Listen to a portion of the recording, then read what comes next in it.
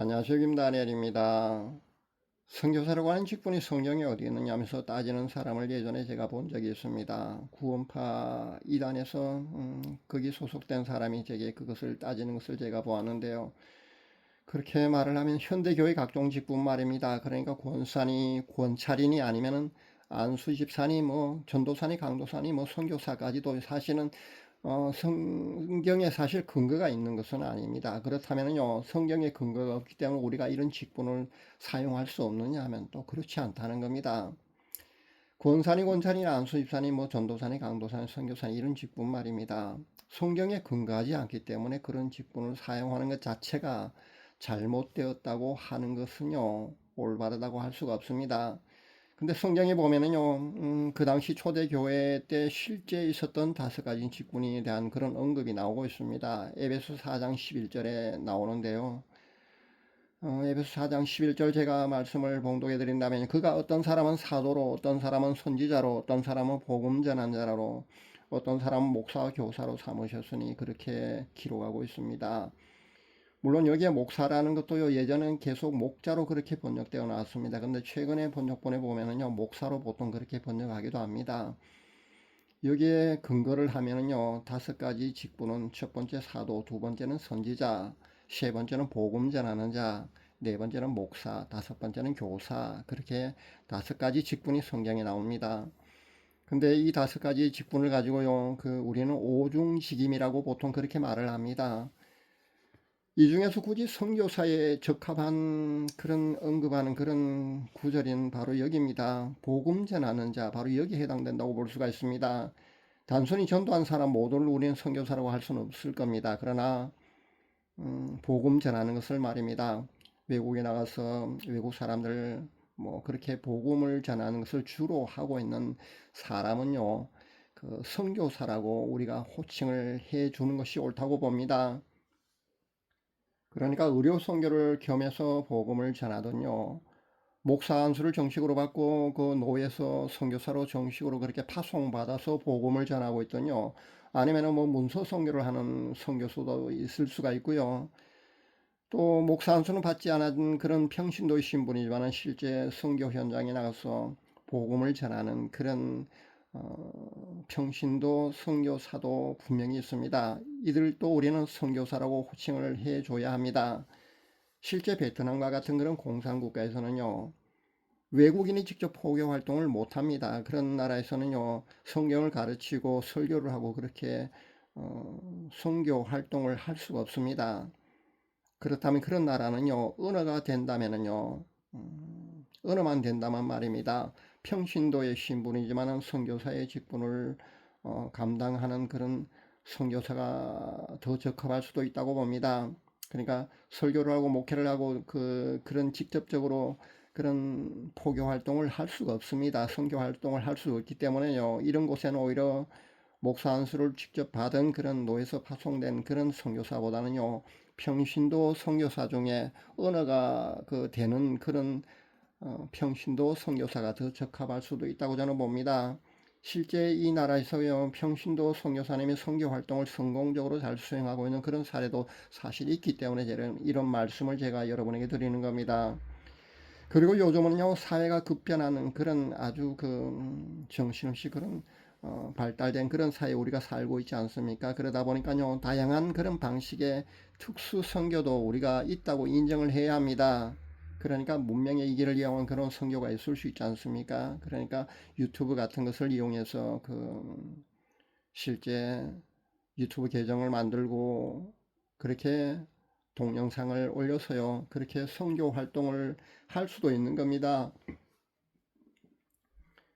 그 외에도요, 문서 선교나 의료 선교도요, 얼마든지 있을 수가 있다고 우리는 봐야 합니다. 그래서 선교라는 개념을 이야기할 때요, 그 옛날 예수님의 제자들이, 그러니까 사도들이 직접 선교하던 그 당시 그 당시 선교의 개념을 지금 현대 사회에서 꼭 고집할 필요는 없다는 겁니다.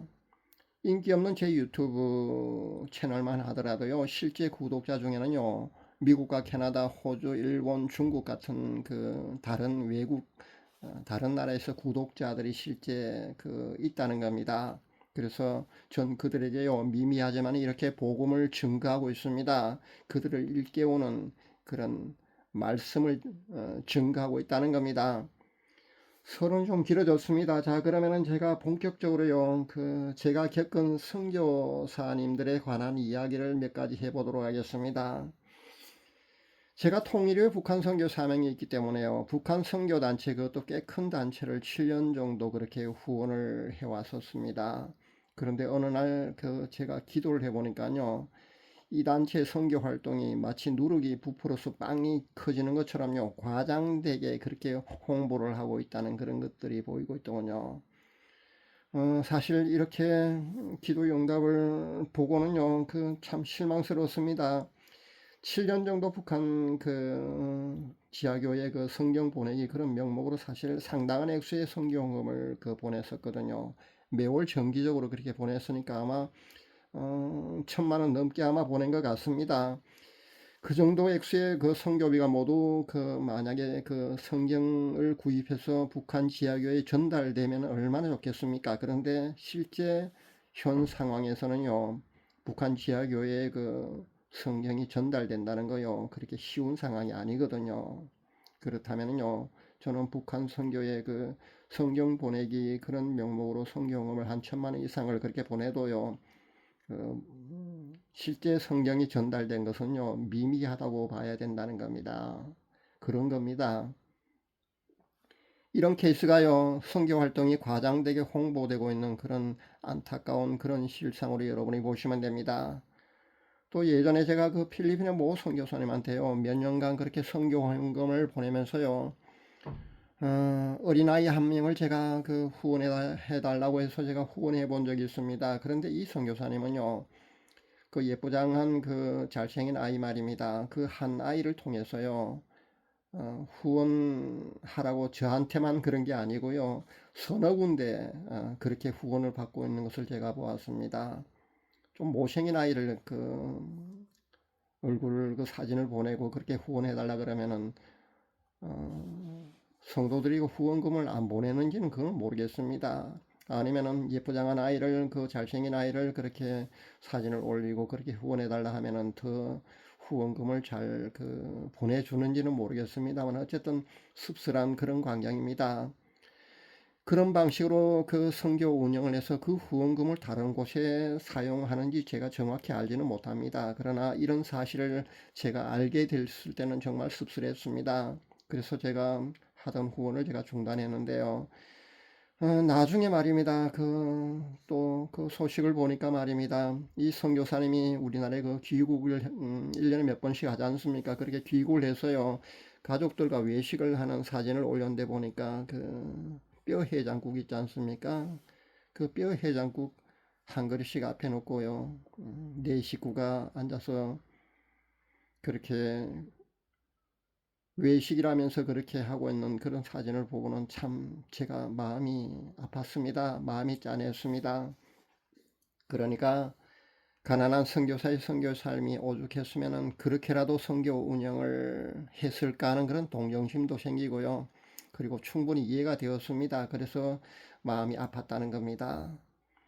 아마 하나님은 다 헤아리 써서 아마 거기에 대한 보상을 하실 줄 압니다. 그러나 성교는요, 정직하고 진실되게 해야 된다는 것이 제 지론입니다.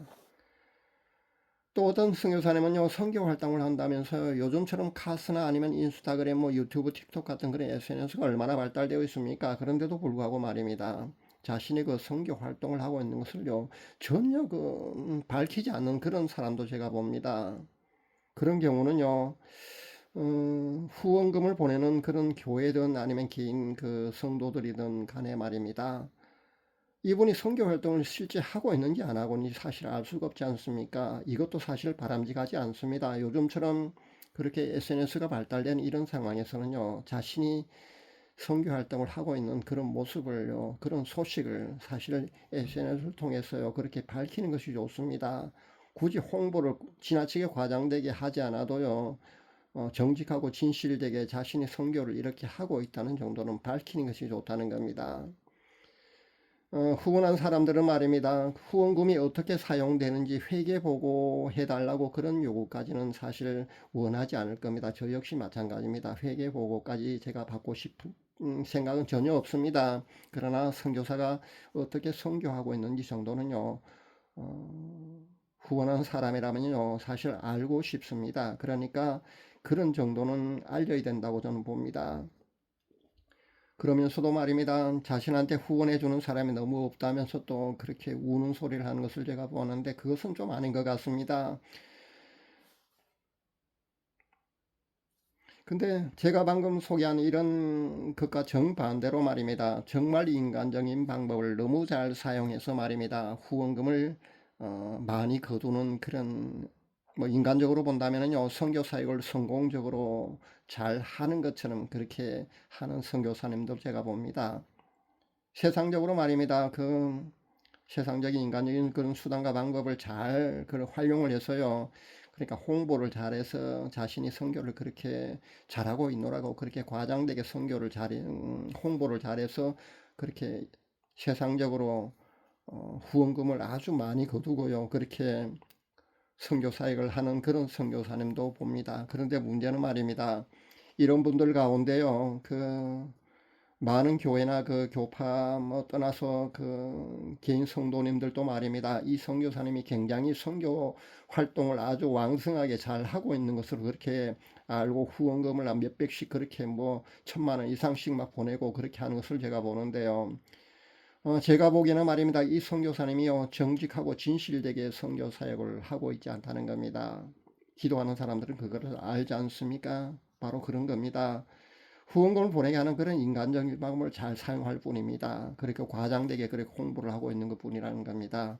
실제 우는 그런 동정심을 불러일으킬 만한 그런 방법을 잘 사용하고 있다고 보시면 됩니다. 근데 문제는 이 선교사님이요, 본연의 선교 사역을 정직하고 아주 진실되게 하는 것이 아니어서 저는 참 안타깝습니다. 보통의 많은 성도님들과 목사님들은요, 선교사가 선교를 아주 열심히 잘 하는 것으로 그렇게 알고 있을 겁니다. 그래서 교회 차원에서 뭐 몇백씩, 몇천만원씩 그렇게 일시불로 말입니다. 그렇게 선교용을 보내는 것도 제가 보았는데요. 사실 기도하는 사람들은 거의 다 알 겁니다. 저처럼 말입니다. 저는 뭐 미미하지만요. 저 같은 미미한 사람도 사실 이게 아니라는 것 알거든요. 그분이 진실되게 아주 정직한 방법으로 선교 활동을 하고 있다는 것을 아는 것을 다 안다는 겁니다. 아마 기도하는 분들은 아마 저보다 더 잘 아실 겁니다. 그분이 정직하고 아주 진실되게 하고 있지 않다는 거 말입니다. 참 씁쓸한 그런 선교 케이스에 해당된다고 볼 수가 있습니다. 선교를 하겠다고 공식적으로 선교 사역을 감당하시는 선교사님들은요, 인간적인 관점에서 선교를 해서는 안 된다는 것을 제가 분명하게 말씀드립니다. 비록 결과가 좀 미미하더라도요, 눈에 보이는 어떤 그런 성과가 없더라도 말입니다. 하나님의 관점에서 그렇게 선교 활동을 하셔야 합니다. 그런 선교 사역을 하셔야 합니다. 선교 후원하는 성도님들 중에는요, 넉넉한 경제 상황인 경우도 분명히 있을 겁니다. 집이 뭐 몇 채가 있고 통장에 상당한 액수의 저금이 돼 있는 그런 경우 말입니다. 그런 부자인 경우도 뭐 가끔 있을 수는 있겠지만요, 대부분은요, 많은 성도님들이요, 자신도 어려운 형편에서요, 선교 후원금을 보내고 있다는 것을 선교사님들은 알아야 합니다. 보여주기식의 그런 선교 사역이 말입니다. 후원금을 아마 많이 거둘 수는 있을 겁니다. 그렇게 후원금을 많이 거두어서요, 아주 뭐 세상적으로 볼 때는 크게 말입니다. 그렇게 선교 활동을 왕성하게 하는 것처럼 그렇게 보일 수도 있을 겁니다. 그러나 그보다는요, 내실을 다질 수 있기를 바랍니다. 한 영혼이라도 알곡이 되게 하는 그런 것이 더 중요하다는 것을 우리는 알아야 합니다. 비록 금방 큰 성과가 없더라도요, 어떤 결과가 그렇게 눈에 보이지 않는다 할지라도요, 진실되게 정직하게 그렇게 선교 활동을 하셔야 합니다. 그런 선교 사역을 선교사들은 해야 합니다. 인간적인 그런 관점으로 선교 사역을 하는 것이 아니라 하나님의 관점에서요, 그렇게 선교 활동을, 선교 사역을 하게 되면요, 비록 금방 무언가가 보이지는 않더라도요, 분명히 좋은 결실을 분명히 맺지 않을까 하는 그런 생각을 개인적으로 해봅니다. 오늘은요, 제가 지금 그동안 선교사님들을 여러 선교 단체를 제가 후원해 오면서요, 실제 경험했던 이야기를 한번 이렇게 여러분과 함께 나누어 봅니다. 저 역시요, 북한 선교를 준비 중에 있는 사람입니다. 그래서 선교에 관심과 애정이 많습니다. 그래서 이렇게 선교에 관해서 제가 이야기를 해보았는데요. 제가 한 이 내용이요, 선교사님들을 비판하는 것으로 받아들이려는 마시기를 여러분에게 당부드립니다. 저한테도요, 제가 한 이 말씀이요, 적용이 되기 때문입니다. 제가 선교 활동을 만약에 직접적으로 해야 하는 그런 상황이 만약에 몇 년 뒤에 오게 된다면요, 저도 인간적인 그런 관점으로 그렇게 선교 사역을 하는 것이 아니라 하나님의 관점에서 그렇게 선교 사역을 해야 된다는 그런 말씀이 됩니다. 그러니까 제가 하는 이 말씀이요, 바로 저한테도 적용이 되는 그런 말씀이라는 겁니다. 그러니까 저는 앞으로 통일된다면요, 북한 선교를 해야 되거든요. 그렇기 때문에 제가 말씀드린 이 모든 것들은요, 저도 타산지석으로 삼아야 된다는 겁니다. 물론 모든 선교사님들이요, 제가 드리는 이런 말씀 말입니다. 아마 그렇게 되새기고 그렇게 교훈으로 삼아서와 그런 선교 사역을 해야 될 줄 압니다. 성경은 말입니다. 인간적인 관점이 아니라요, 반드시 하나님의 관점에서 그렇게 해야 된다는 것을 우리는 잊어서는 안 될 줄 압니다. 감사합니다.